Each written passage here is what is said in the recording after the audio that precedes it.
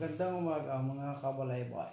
Tungkol kwento ko rin tungkol sa dalawang magkumparing mamumuti ng mangga hindi nagkasundo. Ganito kasi kanilang pinagpulungan. Pare, inusap ako ni Pangulo mamumuti ng mangga. Manap daw ako ng isa, ikaw naisip kong isama at mamumuti tayo ng mangga. Sagutin mo na isang pare, maganda nga eh. Ano naman ang inyong pulong tungkol sa pamumuti?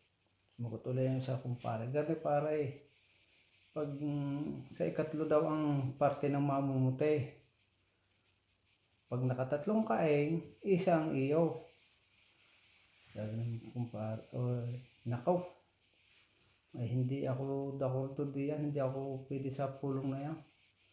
Sabi naman sa pare, bakit naman? Kaganda lang pag nakatatlo ka, isang iyo. Pag naka-anim, dalawang iyo. Sumagot ulit ang isang kumpare. Oo nga pare. Ay papaano kung dadalawang kain ang aking maputi? Di wala ako. Tas nga naman.